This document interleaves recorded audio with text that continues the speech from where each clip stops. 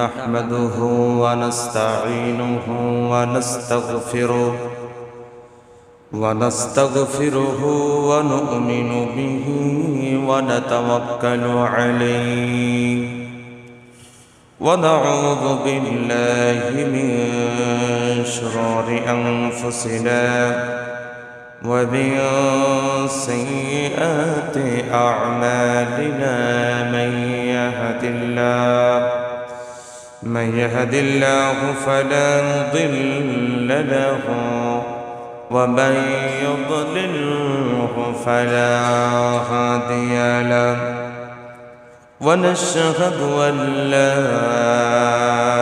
إله إلا الله وحده لا شريك له ونشهد أن سيدنا وحبيبنا ومولانا محمدًا عبده ورسوله الذي أرسله بالحق بشيرا ونذيرا وداعيا إلى الله بإذنه وسراجا منيرا أما بعد فقد قال الله تعالى في كلامه المجيد والفرقانه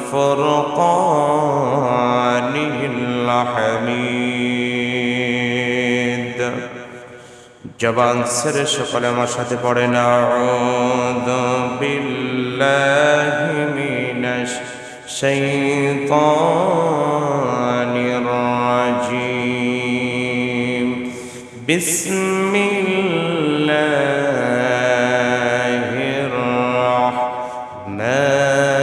রাহমানির রহিম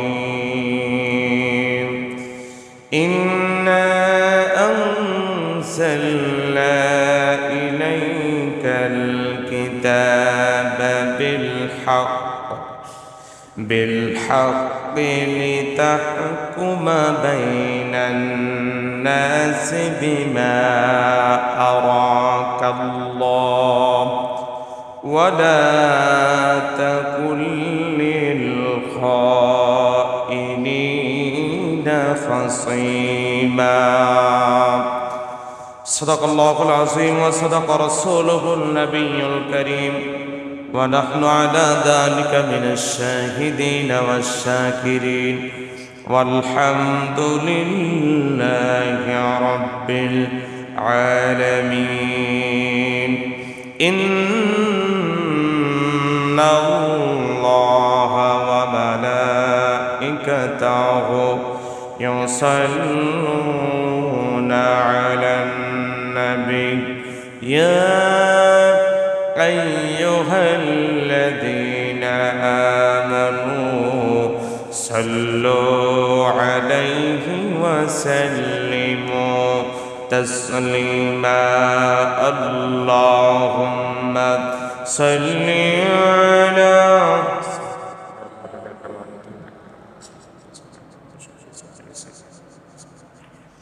وعلى آل سيدنا مولانا সকল জোরে সোরে মহব্বতে পড়েন আল্লাহুম্মা সাল্লি আলা সাইয়্যিদিনা মাওলানা মুহাম্মদ ওয়া আলা আলি سيدنا مولانا आकाश होते चतन में से मामीनार कोले अधर राते उठलो जनो चादर चाराक जले अल्लाहुम्मा सल्ली अला सय्यिदिना मौलाना मुहम्मद व अला आलि सय्यिदिना मौलाना محمد بلغ العلا بكماله كشف الدجى بجماله حسنت جميع خصاله صلوا عليه هنا يفوت بلبل كترنم بھی نہ ہو جمن دہر میں کلیوں کا تبسم بھی نہ ہو بلغ العلا بکمالہ کشف الدجى بجماله حسنت جميع خصاله صلوا عليه محبت সবাই পড়েন লা ইলাহা ইল্লাল্লাহ সবাই মিলে লা ইলাহা জোরে সোরে লা ইলাহা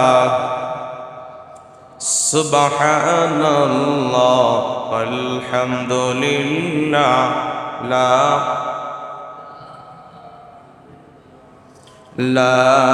ইলাহা ইল্লাল্লাহ লা ইলাহা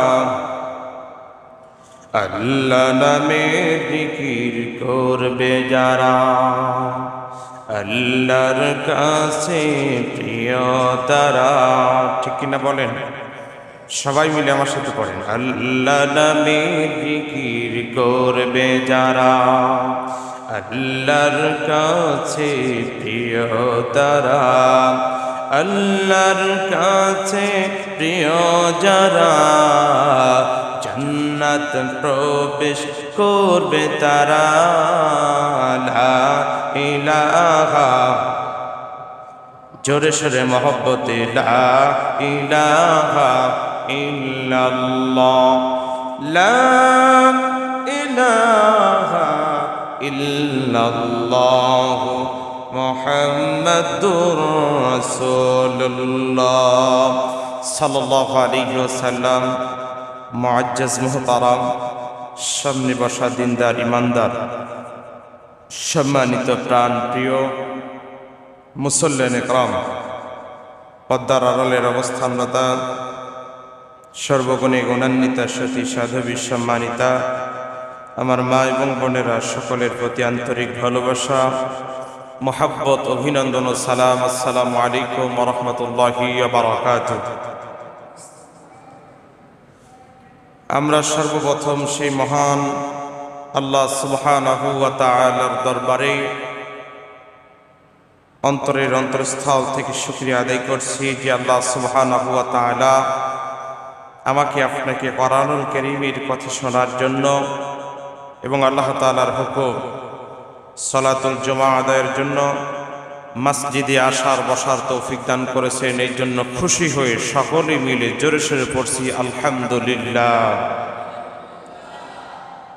সেই নবীর প্রতি লাখ কোটি দুরূদ আর সালাম বর্ষিত হোক, যিনি ছিলেন বিশ্ব মানবতার নবী, লাঞ্ছিত মানবতার নবী, বঞ্চিত মানবতার নবী, সাইয়্যিদুল মুরসালিন, খাতামুন নবিয়্যিন, রাহমাতুল লিল আলামিন, জনাবে মুহাম্মাদুর রাসূলুল্লাহ সাল্লাল্লাহু আলাইহি ওয়াসাল্লাম। সম্মানিত হাজিরিন, আমাদের হাতে সময় একেবারে কম। আমরা ভূমিকাতে কথা না বাড়িয়ে সরাসরি কোরআনুল কারীম থেকে আমরা আলোচনায় প্রবেশ করতে চাই। আল্লাহ তাআলা যেন আমাকে বর্তমান যুগ উপযোগী, আমাদের জন্য যেটা কাজে লাগে এমন কিছু আলোচনা, কোরআনুল কারীমের যে আয়াত তেলাওয়াত করেছে সেখান থেকে যেন কিছু আলোচনা করার মতন আল্লাহ যেন সেই তৌফিক দান করেন। সকলে বলছে আল্লাহুম্মা আমিন। আমি আপনাদের সম্মুখে কোরআনুল কারীমের সূরা আন-নিসার 105 নম্বর আয়াতে কারিমা তেলাওয়াত করেছি। সূরার নাম কি বলেন? সূরা নিসা। নিসা শব্দের অর্থ হচ্ছে মেয়ে মানুষ। সেই সূরা নিসার আয়াত কত বলেছি? 105। কত 5? 105। 105 নম্বর আয়াত তেলাওয়াত করেছি। এখান থেকে যতটুকু পারি কথা বলবো, আল্লাহ যেন তৌফিক দান করেন, আমিন। সম্মানিত হাজিরিন, আল্লাহ রাব্বুল আলামিন কোরআন নাজিল করেছে, এটা বিশ্ব মানবতার জন্য। এ কোরআন নির্দিষ্ট কোনো দলের জন্য নয়, নির্দিষ্ট কোনো জাতির জন্য নয়, নির্দিষ্ট কোনো মানুষের জন্য নয়। এই যে কোরআন আল্লাহ নাজিল করেছেন, এটা গোটা পৃথিবীর সমস্ত মানুষের জন্য। আল্লাহু আকবার বলেন, সবাই মিলে জোরে সোরে বলেন আল্লাহু আকবার। কোরআন নাজিল করেছেন আল্লাহ সবার জন্য। কার জন্য? সবার জন্য। হিন্দুর জন্য কোরআন, একজন খ্রিস্টানের জন্য কোরআন, একজন বৌদ্ধ, একজন মুসলমান, সবার জন্য আল্লাহ কোরআন নাজিল করেছেন। শুধু কোরআন নাজিল করেছেন মুসলমানদের জন্য নয়, ঠিক কিনা বলেন?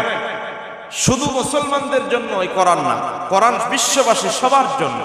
কারণ আল্লাহ পাক বলেছেন হুদাল লিন-নাস ওয়া বাইয়িনাতিন মিনাল হুদা ওয়াল ফুরকান।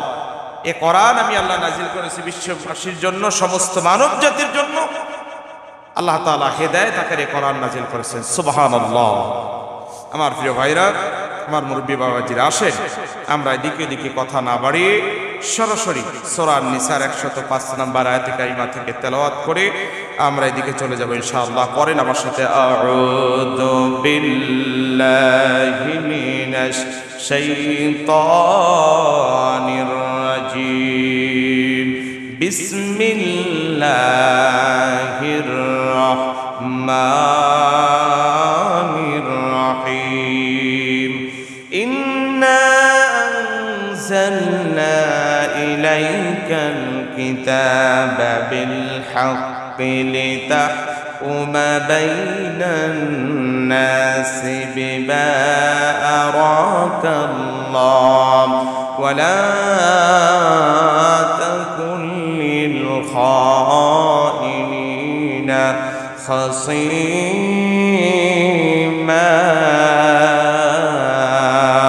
আল্লাহু আকবার। সূরার নাম সূরা নিসা, আয়াতে কারিমা 105। আল্লাহ রাব্বুল আলামিন সূরা নাজিল করে, এই আয়াতটা নাজিল করে আমার নবীকে আল্লাহ রাব্বুল আলামিন জানিয়ে দিলেন, ওগো নবীজি, আপনার প্রতি যে নাজিল করেছি, আপনার প্রতি যা নাজিল করা হয়েছে, ইন্না আনজালনা ইলাইকাল কিতাব, নবী গো, আপনার প্রতি যে কোরআন নাজিল করা হয়েছে, যে কিতাব আমি আল্লাহ নাজিল করেছি, ও নবী, কেন নাজিল করলাম আপনার কাছে জানেননি? নবী আমার, আপনি শুনে নিন কোন কারণে কোরআন আমি আল্লাহ নাজিল করেছি। কোরআন কেন নাজিল করলাম নবী? কোরআন দিয়ে কি শুধু নামাজ পড়া হবে এই জন্য না, কোরআন দিয়ে শুধু রোজা রাখার বিধানের জন্য কোরআন আমি আল্লাহ নাজিল করি নাই। কোরআন দিয়ে শুধু যাকাতের বিধান হবে এই জন্যই আমি আল্লাহ কোরআন নাজিল করি নাই। কোরআন দিয়ে শুধু মানুষ মারা গেলে মানুষের বাড়িতে কোরআন পড়ে খতম দিয়ে আসতে হবে এই জন্যই আমি আল্লাহ কোরআন নাজিল করি নাই। কোরআন দিয়ে শুধু মানুষের জ্বর আসলে, মানুষ ভয় পেলে, মানুষ বিপদে পড়লে ঝাড়ফুঁক করা হবে কোরআন, এই জন্যই আমি আল্লাহ নাজিল করি নাই। ওগো নবীজি, আমি আল্লাহ কোরআন নাজিল করেছি একমাত্র কারণ, নবী গো, ও আমার নবী শুনে নিন, এই জন্যই আমি আল্লাহ কোরআন নাজিল করলাম। কারণ হলো আল্লাহ পাক বলছেন বিল হাক্কি লিতাহকুমা বাইনান নাসি বিমা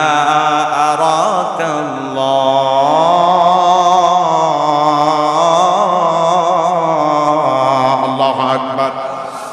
আল্লাহ পাক বললেন, ওগো হাবিব, এই জন্য আমি আল্লাহ কোরআন নাজিল করেছি, এই সত্য কোরআন সত্য বিধান এই জন্যই নাজিল করলাম। একটি কারণ, আপনি কোরআন দিয়ে মানুষদের মধ্যে ন্যায় বিচার করবেন। বলেন সুবহানাল্লাহ। কারণ এই কোরআনের মধ্যে এমন কোনো বিষয় নাই, এমন কোনো সাবজেক্ট নাই যে এই বিষয়টা আল্লাহ তাআলা এই কোরআনের মধ্যে আল্লাহ দিই নাই। বলেন আল্লাহু আকবার। এই কোরআনে আল্লাহ সব কিছুর কথা আল্লাহ পাক বলেছেন। শুধু তাই না, আল্লাহ পাক বলেছেন ওয়াদাসিহা ওয়া বাসালিহা। কোরআনের মধ্যে আল্লাহ পাক অনেক কিছুর কথা উল্লেখ করে দিয়েছে।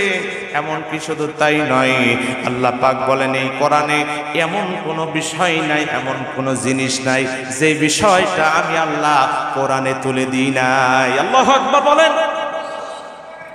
ওগো নবীজি, তাহলে কোরআন দেওয়ার মূল উদ্দেশ্য একটাই।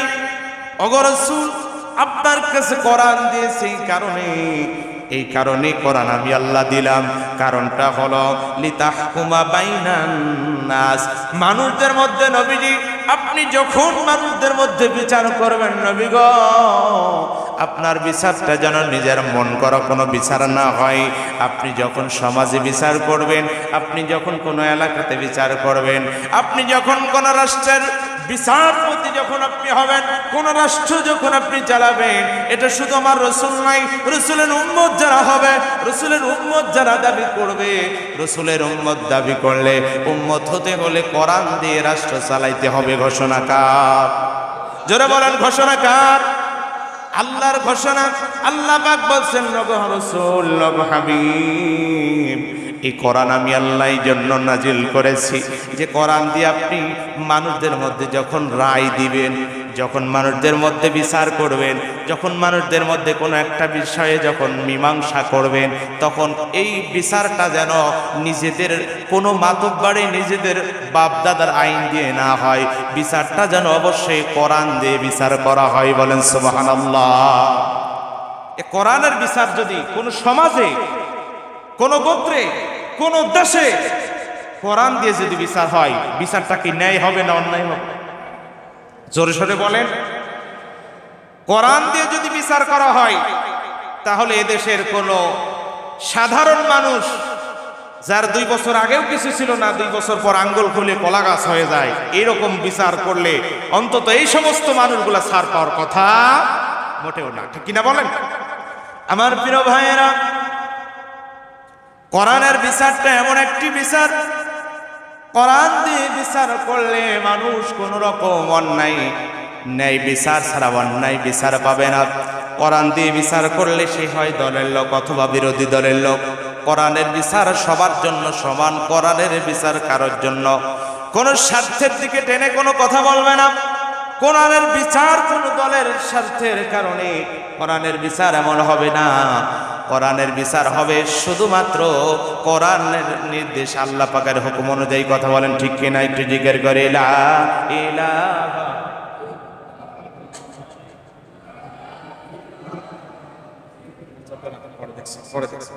লা ইলাহা লা ইলাহা ইল্লাল্লাহু মুহাম্মাদুর রাসূলুল্লাহ সাল্লাল্লাহু আলাইহি ওয়াসাল্লাম। আমার প্রিয় ভাইয়েরা, আমার মুরব্বী বাবাজিরা, আল্লাহ পাক রব্বুল আলামিন যে বিষয় জানিয়ে দিলেন কোরআনের বিচার, আল্লাহ তাআলা রাসূলকে জানিয়ে দিলেন কোরআনের বিচার করার জন্য। রাসূল আপনি যেখানে মীমাংসা করবেন, যেখানে বিচার ফায়সালা করবেন, সব জায়গায় যেন কোরআন দিয়ে বিচার করা হয়। এই ঘোষণা দিয়েছিলেন কে? আল্লাহ তাআলা দিয়েছেন। কোরআনের বিচারটা যিনি চুরি করবেন, চোর যিনি হবেন, আল্লাহ পাক বলছেন চুরি যিনি করবেন, আস-সারিকু ওয়াস-সারিকাতু ফাকাতউ আইদিয়াহুমা জাযাআম বিমা কাসাবা নাকালাম মিনাল্লাহ। আল্লাহ পাক বলছেন চোর এবং চুন্নি, ছেলে মানুষ হচ্ছে চোর আর মেয়ে মানুষ, তাদেরকে চুন্নি বলা হয়। এই চোর, ছেলে চোর অথবা মহিলা চোর যদি তারা চুরি করে, আল্লাহর ঘোষণায় তাদের হাত কেটে দিতে হবে। কি করতে হবে? সবাই মিলে বলেন। তাহলে বর্তমান বাংলাদেশের প্রেক্ষাপট অনুযায়ী কতজনের হাত কাটা লাগতে পারে হিসাব করছে? এটা যদি ধরে ধরে বিচার করা যায়, আমার কাছে মনে হয় বহুত লোকের হাত কাটা পড়বে। আর এই হাত দেখলে লোকে চিনবে যে একসময় কি ছিল, জাতীয় নেতা নাকি কি ছিল?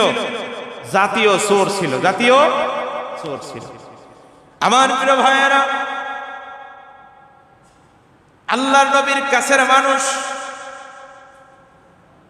মাখজুম গোষ্ঠীর একটি মহিলা মাখজুম গোত্রের একটি মহিলা চুরি করলো, আর সেই চুরির বিচার করতে গেলে কুরাইশ বংশের লোকদের সম্মান চলে যাচ্ছিল। একটু কথাটা মনোযোগ দিয়ে শোনার চেষ্টা করবেন। কুরাইশ বংশের নেতাদের গায়ে লেগে যাচ্ছিল।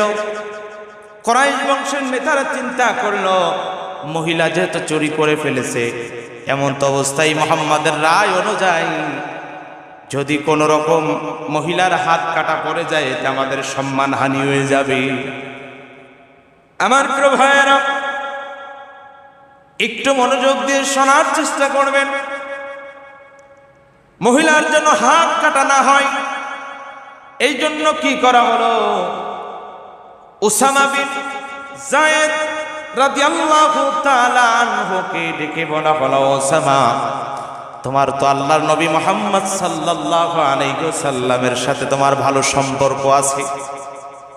তুমি মুহাম্মদ সাল্লাল্লাহু আলাইহি ওয়াসাল্লামের তোমার সম্পর্কটা তোমার সাথে খুব ঘনিষ্ঠতম সম্পর্ক, তুমি তার খুব কাছের মানুষ। ও উসামা, দেখো এই মহিলার ব্যাপারে সুপারিশ করে কোন রকম হাত কাটা থেকে বিরত করা যায় কিনা, এই হাত কাটার আইন বিচারটা একটু আলাদা করে নেওয়া যায় কিনা। রাসূল করিম সাল্লাল্লাহু আলাইহি ওয়াসাল্লামের সাথে উসামা কথা বললেন।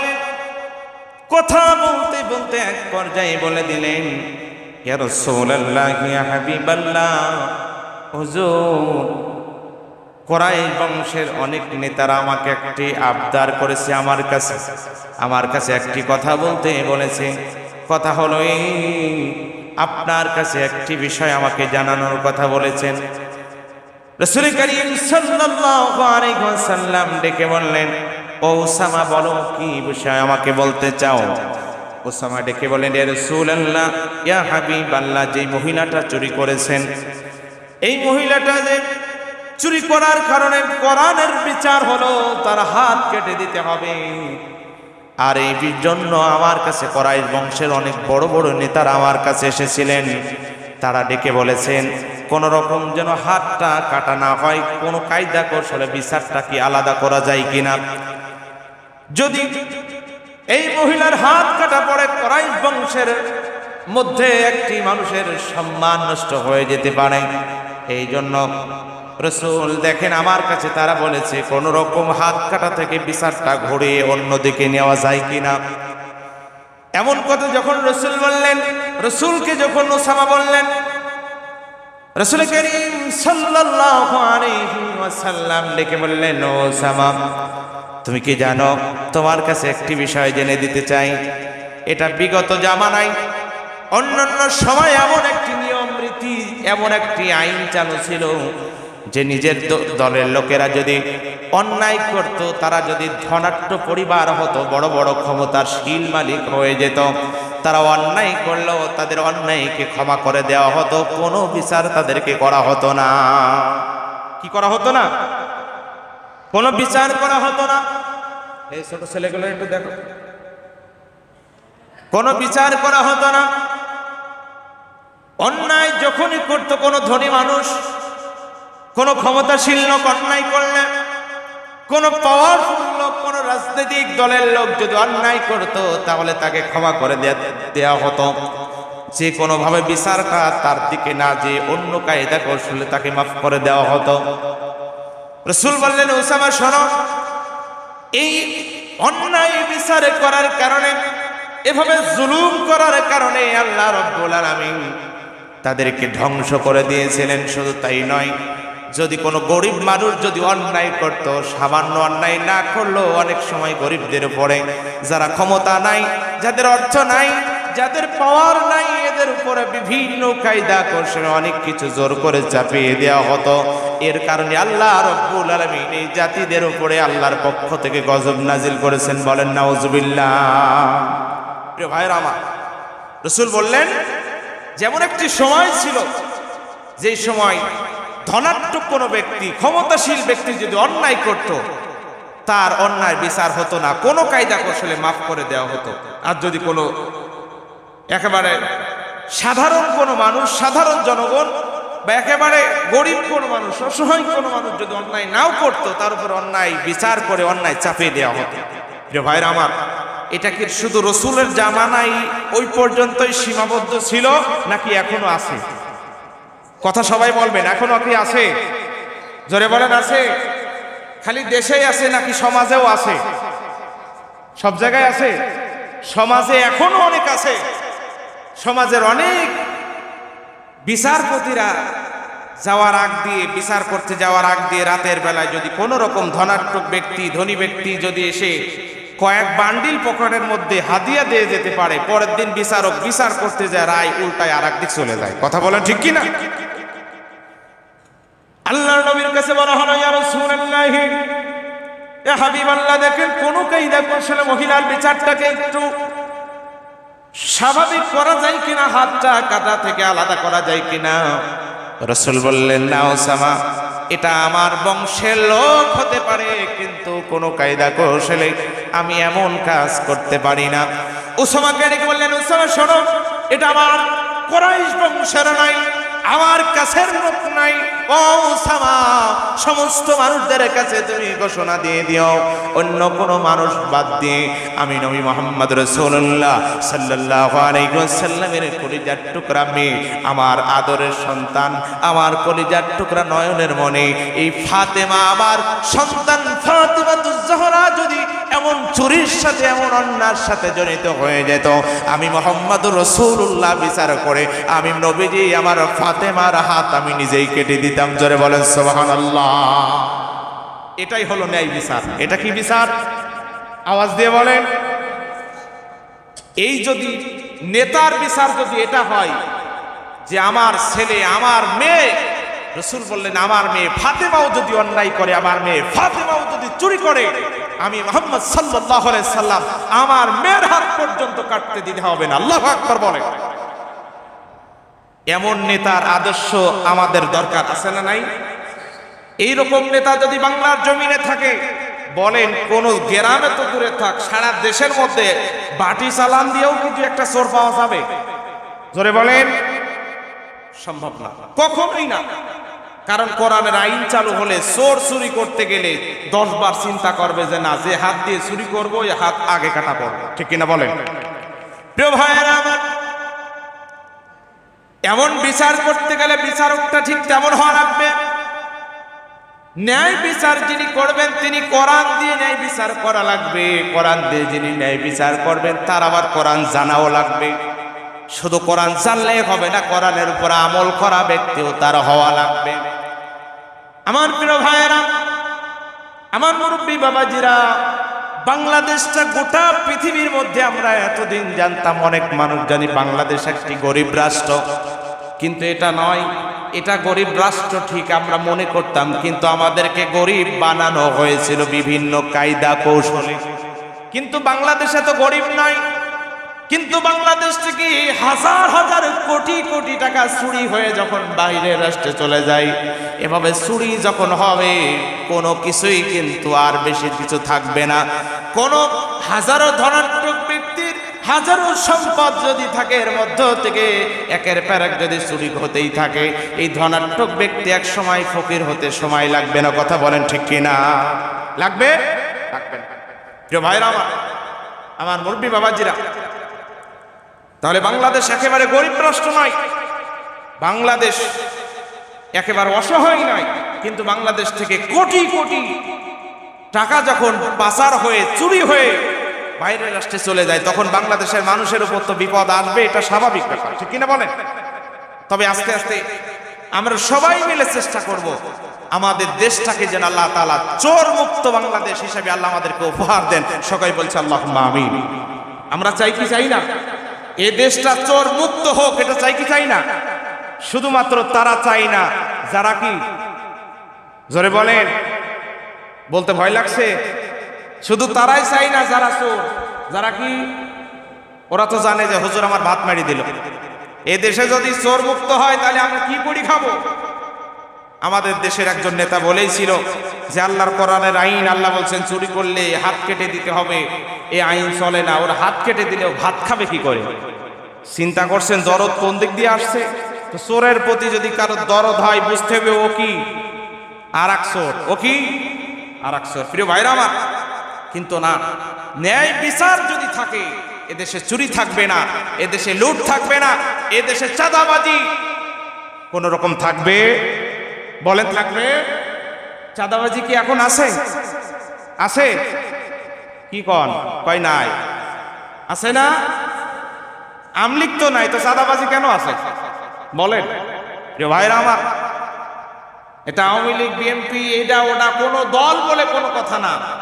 একটা মাত্রই কারণে চাঁদাবাজি দেশে এখনো আছে, এই কোরআনের আইন চালু নাই, এই জন্য। ঠিক কিনা বলেন? যতদিন পর্যন্ত কোরআনের আইন রাষ্ট্রের ভবন থেকে, গণভবন থেকে কোরআন দিয়ে বিচার করানো হবে, এ কোরআন যতদিন পর্যন্ত পার্লামেন্টে জানা হবে, ততদিন পর্যন্ত এই দেশকে একটা সেকেন্ডের জন্য চুরি মুক্ত বাংলাদেশ উপহার দেওয়া সম্ভব না। ঠিক কিনা বলেন? এদেশ চুরি মুক্ত তখন হবে এদেশে যখন কোরআন দিয়ে দেশের আইন চলবে, রাষ্ট্র চলবে, গণভবন থেকে কোরআন দিয়ে সবকিছু আইন পাস হবে, পার্লামেন্ট থেকে যখন কোরআন দিয়ে সমস্ত কিছু যখন আইন হবে, তখন এদেশে আর চুরি থাকবে, ডাকাতি থাকবে না, চাঁদাবাজি থাকবে না। প্রিয় ভাইরা আমার, এই জন্য এদেশটাকে কোরআন দিয়ে চলুক, কোরআনের আইন অনুযায়ী চলুক, এই চেষ্টা আমাদের প্রত্যেকের জন্য করা ফরজ। ফরজে আইন, ফরজে কি আইন। আর এই কথা বললেই কিছু মানুষের একটু খারাপ লেগে যায়, কিছু মানুষ একটু অন্যদিকে নিয়ে যায়, কিন্তু এটা কিছু করার নাই প্রিয় ভাইরা আমার। কারণ যারা ধনাত্মক ব্যক্তি, যারা ক্ষমতাশীল ব্যক্তি, যারা বড় বড় ক্ষমতা পেয়েছে, পাওয়ার পেয়েছে, এরাই মানুষের কাছ থেকে জোর করে লুটপাট করে সবকিছু দখল করে নাই। আছে না নাই? আছে না নাই? এটা কি এই যুগে ছিল না রসুলের যুগেও ছিল? রসুলের যুগে ছিল? ছিল। আমি আপনাদেরকে বললে বুঝতে পারবে। মক্কার একজন ব্যক্তি আবু জাহেলের কাছে ঘোড়া বিক্রি করেছে। কি বিক্রি করেছে? আওয়াজ দিয়ে বলে। ঘোড়া বিক্রি করেছে। আবু জাহেল তার কাছ থেকে ঘোড়াটা কিনেছে, কিন্তু বাকি টাকায়, নগদ টাকা দিই নাই, বাকিতে কিনেছে। আর আমাদের বাংলাদেশে একটা কথা প্রচলন আছে, বাকির নাম ফাঁকি। ও আর কোনো কাজে আসে না, বাকি দিলেন তো অবস্থা খারাপ আছে। মক্কার এই ব্যক্তি যখন ঘোড়াটা বিক্রয় করেছে, ঘোড়া কিনেছে আবু জাহেল, কিন্তু কেনার পরে যেভাবে হোক ওই টাকা তার সাত করে দিতে হবে, টাকা দেওয়া যাবে না, যেভাবে হোক এটা নিজের করে নিতে হবে। এই চিন্তা ভাবনা করে আবু জাহেল আজকে যাই কালকে যাই, দিন যায় দিন যায়, কোন রকম লোকের টাকা দেয় না। ঘোড়ার মালিক যিনি ঘোড়াটা বিক্রয় করেছেন, হাঁটতে হাঁটতে তার কাছে যেতে যেতে পায়ের স্যান্ডেল ক্ষয় হয়ে যায়, এমন অবস্থা, টাকা দিতে চাই না। একটু বলেন, ওই যুগেও ওই রকম লোক শুধু ছিল নাকি এই যুগে ওই রকম লোক আছে? আছে। অনেক দোকানদারদের কাছে বাকি খায়, খাওয়ার পরে দোকানদার তার কাছে টাকা চাইতে চাইতে ওর পায়ের স্যান্ডেল ক্ষয় হয়ে যাবে, কিন্তু টাকা দিতে চাই না। এমন অনেক দোকানদারের অনেক ক্রেতা আছে, অনেক সাধারণ লোক আছে যারা বাকি নিয়ে দোকানের সামনে দিয়ে যায় না, আর এক দিক দিয়ে ঘুরে যায়। আছে না নাই? শুধু তাই নাই, টাকা হাওলাত দেওয়ার পরে ওই টাকা আর সহজে দিতে চাই না। এমনকি জমি বিক্রয় করেছে, জমি যেভাবে হোক তার কাছে দিয়েছে, টাকা দিয়েছে, কিন্তু ওই টাকা চাইতে চাইতে লোকটা একেবারে অবস্থা খারাপ হয়ে যায়, কিন্তু টাকা দিতে চাই না। আমার প্রিয় ভাইয়েরা, এটা শুধু এখন নাই, আবু জাহেলের সময়, এখন ওই সময় এই নিয়ম নীতিটা তিনি এইটা খুব বেশি ফলো করতেন, এই কাজটা করতেন। আবু জাহেল ঘোড়ার মালিকের টাকাটা দিতে চাই না। এক পর্যায়ে ঘোড়ার মালিক বড় বড় মক্কার লিডারদেরকে ডেকে ডেকে বললেন, আবু লাহাব, উতবা, শাইবা, ওলীদ ইবনে মুগীরাকে একসাথে করে ঘোড়ার মালিক ডেকে বললেন, ও নেতারা দেখেন, আপনাদের বড় নেতা আবু জাহেল আমার কাছ থেকে ঘোড়া কিনেছে, কিন্তু ঘোড়া কেনার পরে আমার টাকাটা দিতে চাই না। আমি কতদিন ধরে তার কাছে চাই, আমার পাওনা টাকা কেন দিতে চাই না? আপনাদের কাছে বিচার দিলাম, আপনারা একটু আমার টাকা দেওয়ার ব্যবস্থা করে দেন। এই কথা যখনই বললেন, আমার প্রিয় ভাইয়েরা, আমার মুরব্বী বাবাজিরা, সব থেকে দুঃখজনক ব্যাপার যে বিচার চেয়েছে যার কাছে, বিচার যার কাছে চেয়েছে, চোরের বিচার আর এক চোরের কাছে চেয়েছে। কথা বলেন ঠিক কিনা? কারণ চুরি যিনি করেছেন, আত্মসাৎ যিনি করেছেন, তিনি হলেন আবু জাহেল। আরে দলের সাঙ্গ পাঙ্গ আবুল আহাব উতবা সাইবা ওয়ালিদ ইবনে মুগীরা, তার মানে চোরের বিচার চোরের কাছে চাইলে, সাদাবাজের বিচার সাদাবাজের কাছে চাইলে এটা কোনোদিনই সম্ভব হবে না বিচার করা, ঠিক কিনা বলে? প্রিয় ভাইরা আমার, এক জালেমের বিচার অন্য জালেমের কাছে চাইলে জালেম কখনো বিচার করতে পারে? কখনোই পারে না, কারণ ও নিজেই জালেম, ও নিজেই চাঁদাবাজ, নিজেই লুটপাট করে, আর একজনের কি বিচার করতে পারে? তাই আর কি আবুল আহাব উতবা সাইবা ওয়ালিদ ইবনে মুগীরার কাছে যখন এমন টাকা আত্মসাৎ করে নেওয়ার কথা যখন বিচার দিলেন, তারা একত্রিত হয়ে কয়েকবার গোল বৈঠক করে গোল মিটিং করলো, কিন্তু কোনো কাজে আসে না। আবু জাহেল কোনো কায়দা কৌশলে টাকা দিতেই চাই না। এক পর্যায়ে লোকটা খুব হতাশার মধ্যে পড়ে গেলেন, কিভাবে আমার টাকাটা আবু জাহেলের কাছ থেকে আদায় করে নেওয়া যায়, কোন কায়দায় নেওয়া যায়। তার মধ্য থেকে কাফেরদের মধ্য থেকে একজন ব্যক্তি বলে দিল, ও আল্লাহর বান্দা শুনে নাও, ও অমুক ব্যক্তি শুনে নাও, এই টাকা তোমার গোটা মক্কা নগরের মধ্যে কেউ আবু জাহেলের কাছ থেকে টাকা আদায় করে দিতে কেউ পারবে না। একজন মানুষ আছেন যার কাছে যদি যেতে পারো, তিনি আবু জাহেলের কাছ থেকে টাকা আদায় করে দিতে পারে।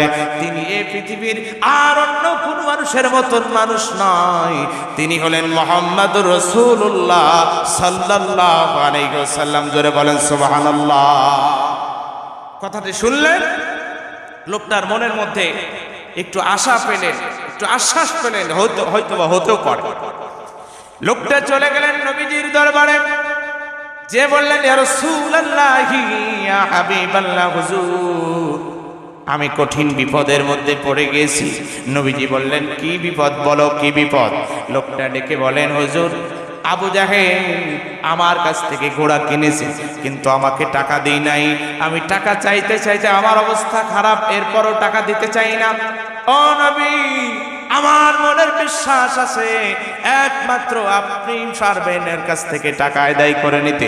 আবু জাহেলের ব্যাপারে আমি আবুল আহাব উতবা সাইবা ওয়ালিদ ইবনে মুগীরার কাছে বিচার দিয়েছি, তারা কয়েকবার করে বিচারের জন্য বসেছে, কিন্তু একটা টাকাও আমাকে আদায় করে দিতে পারি নাই।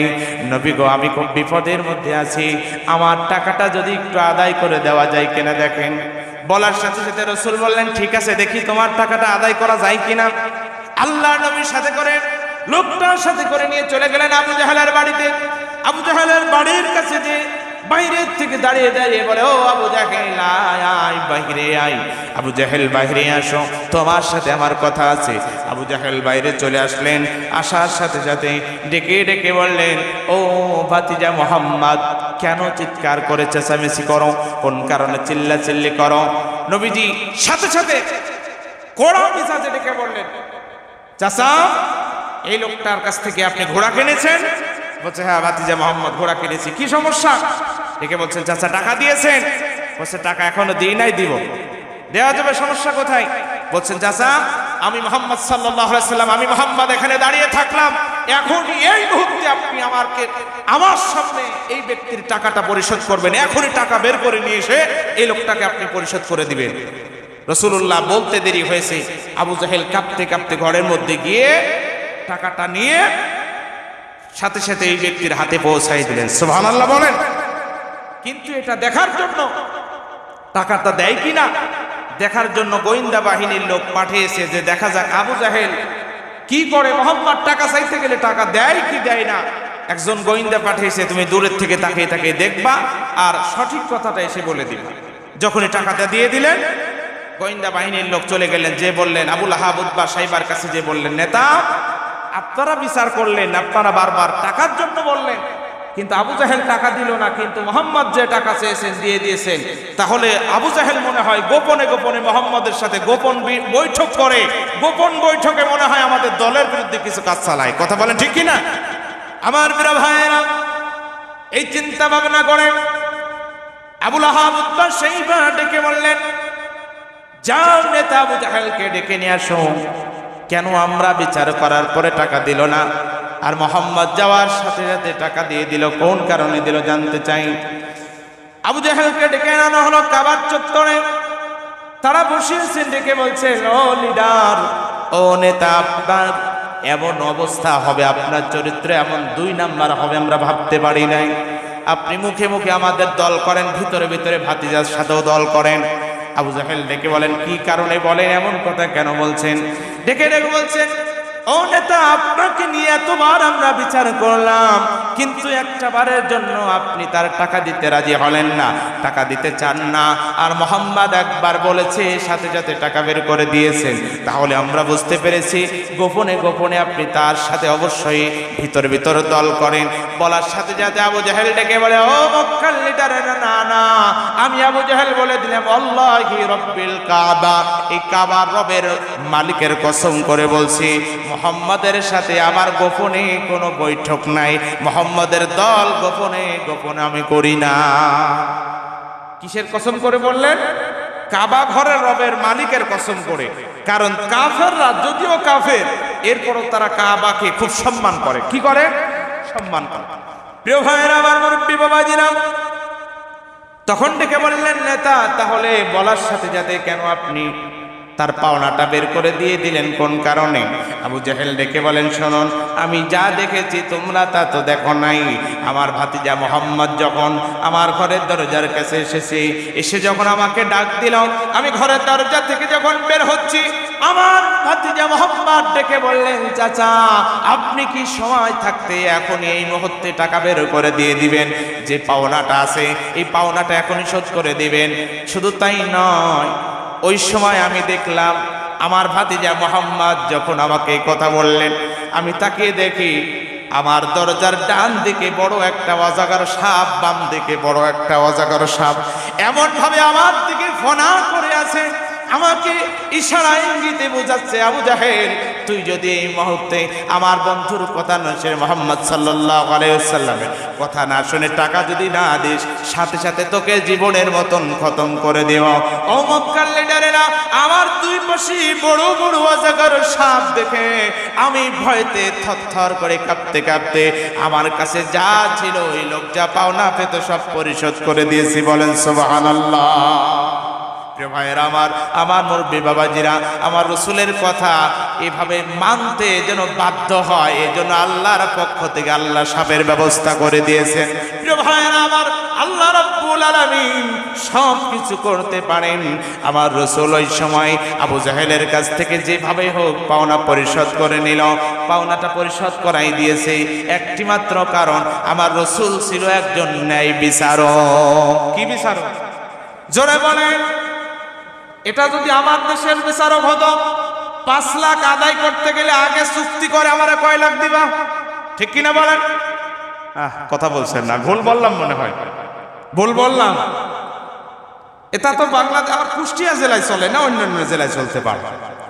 বিচার করতে যাওয়ার আগ দিয়ে আমি একটা লোকের কাছে 1 লক্ষ টাকা পাই, টাকাটা চাইতে চাইতে স্যান্ডেলের তলা ক্ষয় হয়ে যাচ্ছে। বিচারকের কাছে যে বললাম, বিচারক, ও নেতা সাহেব, অমুক লিডার খুব বিপদে আছে, ওই লোক 1 লাখ টাকা নিয়ে দেয় না। আগের থেকে বিচারক বলে, টাকা আমি আদায় করে যেভাবে হোক দেব।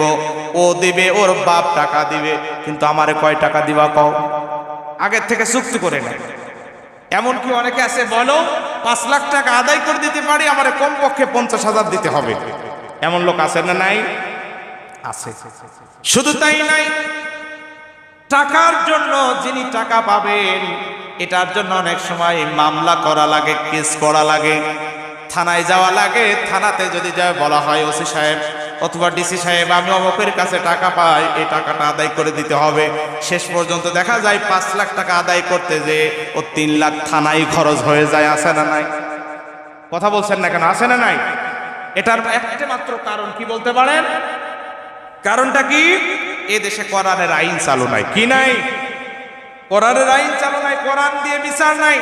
কোরআনের বিচার যদি থাকতো, আল্লাহর নবীর মতন বিচারক যিনি হবেন, যিনি নেতা হবেন, তিনি দায়িত্ব নিয়ে তার কাছ থেকে ঘাড়ে ধাক্কা দিয়ে হলো তার সমস্ত অর্থগুলো নিয়ে এসে তাকে বুঝিয়ে দিত। আর এই যে সঠিক বিচার না থাকার কারণে যে যার মতন টাকা আত্মসাৎ করে নেয়, সম্পদ আত্মসাৎ করে নেয়, এমন লোক আছে না নাই?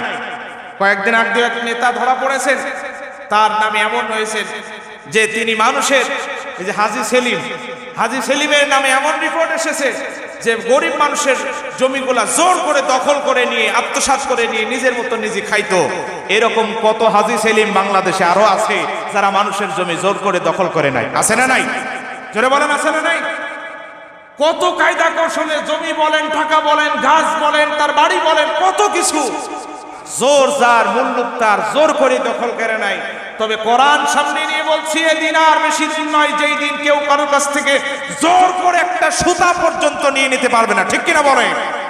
যেই দিন এ দেশে কোরআনের আইন চলবে, কোরআন দিয়ে রাষ্ট্র চলবে, সেই দিন কারোর কাছে জোর করে কিছু নিয়ে এত দূরে থাক, কারোর উপর অন্যায় ভাবে চোখ রাঙালে তার চোখ তুলে নেওয়া হবে, ঠিক কিনা বলেন?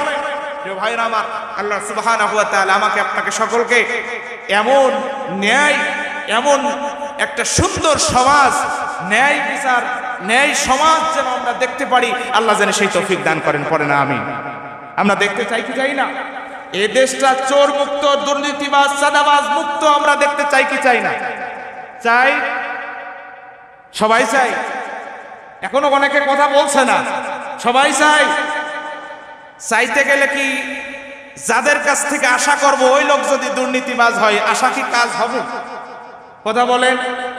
ওই লোক, আপনি যার কাছ থেকে সাদা মুক্ত বাংলাদেশ চান, সে যদি সাদাবাজের সাথে জড়িত থাকে, এটা কি হবে? যে লোক গাঁজা খায়, আপনি তার কাছে যা বিড়ি খাওয়ার বিচার দিলেন, ও কাজ হবে? ও চিন্তা করবে ধর কিসের বিচার নিয়ে আসছে। প্রিয় ভাইরা আমার, বিড়িখোরের বিচার তিনি করতে পারবে যে কোনোদিন কিছু খাই না, আর গাঁজাখোরের কাছে বিড়িখোরের বিচার দিলে ও কোনো কাজ হবে না, ও আরো এক পকেট থেকে কলকি ধরি বলবে তুই খা। কথা বলে ঠিক কিনা?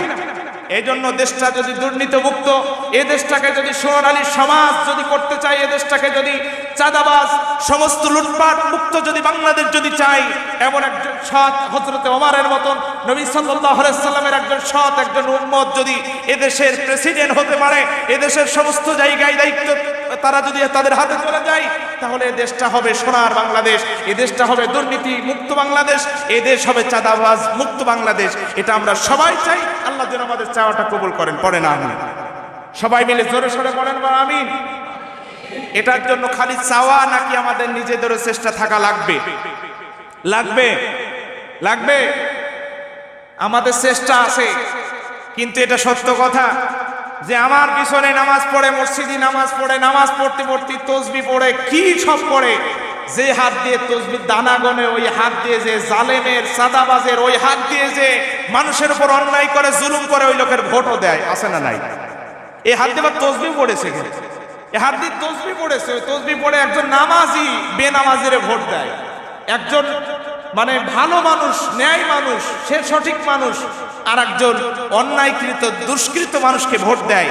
এ নামাজ, এ তসবিহ গোনা, এই হাতের আঙ্গুল দিয়ে কোনো কাজে আসবে? আসবে? এই ভোটটা একটা আমানত, এটা ছিল একটা আমানত। আপনি নামাজি হয়ে আল্লাহর কসম আপনার নামাজ কবুল হবে না, কাজ হবে না। আপনি যদি একজন বেনামাজিকে সাপোর্ট করেন, আপনার নামাজ পড়ে কোনো লাভ নাই, কোনো কি নাই, লাভ নাই। এই জন্য আগামী দিন আসছে, এইটা মারার দিন। কি মারার দিন? এখন তার সেই অটো দিন নাই যে কিছুই মারা লাগবে না, এমনি এমপি, এরকম কি আর দিন আছে? এরকম দিন হবে? ওই অটো দিন শেষ। আগে অটো ছিল, কিছু ভোট দিলেও পাস, না দিলেও পাস, ওই কাজ আর চলবে না। এখন থেকে আসল মানুষের যেই নাগরিক অধিকার, যেটা মানুষের অধিকার, সেটা মানুষ দিতে পারবে। এর জন্য আপনি একজন ন্যায় মানুষ, আপনি চিন্তা করবেন একজন ন্যায়কে যেন সমাজের নেতা হয়, তার ওসিলায় যেন সমাজটা পরিবর্তন হয়, এটা চাইবেন। এখন আপনি এমন লোককে চাইলেন যেই লোক আসার পরপরই ন্যায় তো দূরে থাক, এলাকায় অন্যায় রাজ কোনো জায়গা কোনো ফাঁকাই নাই, এরকম লোক হলে কি অবস্থা ভালো হবে না খারাপ হবে? খারাপ হবে। এই জন্য আমরা চাই যারা সমাজের মানুষদেরকে ভালোবাসেন, এক কথায় যারা খুব ভালো মানুষ, যারা সৎ মানুষ, এই সৎ মানুষদেরকে আল্লাহ তাআলা যেন একেবারে ইউনিয়ন থেকে শুরু করে রাষ্ট্র পর্যন্ত প্রত্যেকটা জায়গায় যারা দায়িত্ব আছে, আল্লাহ প্রত্যেককে যেন সৎ মানুষ হিসাবে আল্লাহ ওই জায়গায় বসানোর তৌফিক দান করেন, পড়ে না আমিন। আর কথা বাড়াবো না, আমরা এখনই দোয়ার দিকে চলে যাব। সম্মানিত হাজিরিন, আমরা সবাই সবার জন্য দোয়া করব, আল্লাহুম্মা আমিন।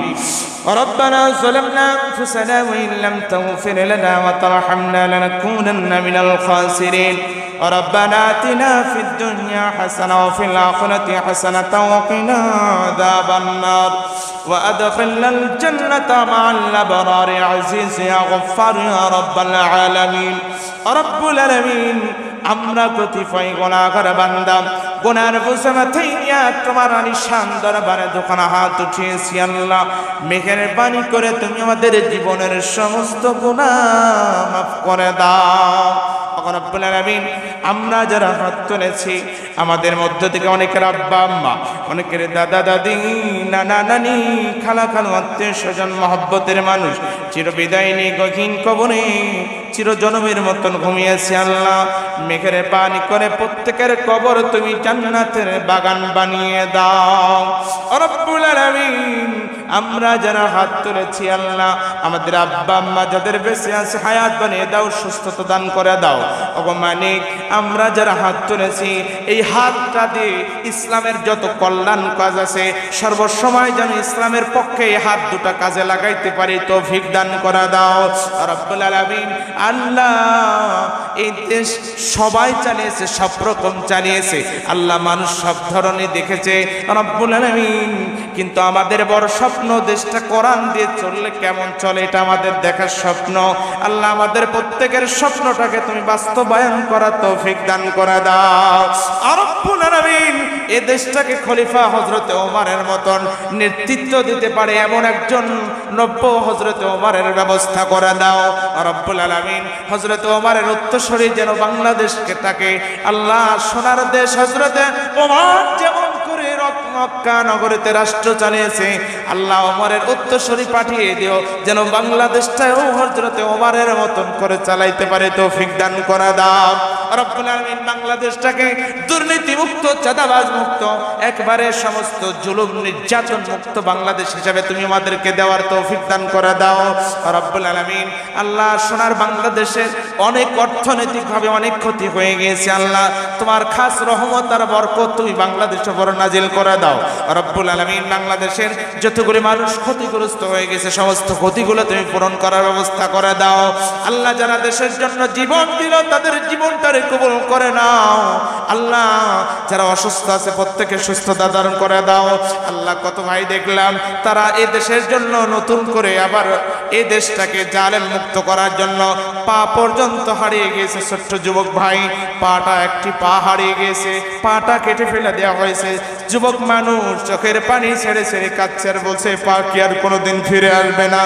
রব্বুল আলামিন, এমন করে ক্ষতিগ্রস্ত হয়েছে যত যুবক ভাইরা, যত তোমার বান্দারা, দোয়া করি আল্লাহ এদের উপর তোমার রহমত আর বরকত তুমি নাজিল করে দিও। রব্বুল আলামিন, আল্লাহ আমাদের সবাইকে দ্বীনের পথে ও ইসলামের পথে অবিচল থেকে দ্বীনের রাস্তায় ইসলামের রাস্তায় কাজ করতে পারে তৌফিক দান করে দাও আল্লাহ। আমাদের প্রত্যেকের মনের নেক আশা আকাঙ্ক্ষা কবুল আর মঞ্জুর করে নাও রব্বুল আলামিন। আমরা যারা অসুস্থ সুস্থ করে দাও, আমাদের যা যা দরকার তোমার গায়বে খাজানার থেকে তুমি পূরণ করে দাও আল্লাহ। দূর দূরান্ত থেকে যত মেহমান ভাইয়েরা এসেছেন আজকে কোরআনের কথা শোনার জন্য, এখানে নামাজ আদায়ের জন্য, দোয়া করি আল্লাহ সবাইকে তুমি কবুল আর মঞ্জুর করে নাও আল্লাহ। আমার সাথে এলাকাবাসী সহ মেহমান সহ আল্লাহ তাআলা পর্দার আড়ালের মা বোনরা সহ যারাই হাত তুলেছে সবাইকে তুমি ইসলামের জন্য কবুল আর মঞ্জুর করে নাও। রব্বির হামহুমা কামা রব্বায়ানি সগীরা, আল্লাহুম্মা রব্বির হামহুমা কামা রব্বায়ানি সগীরা।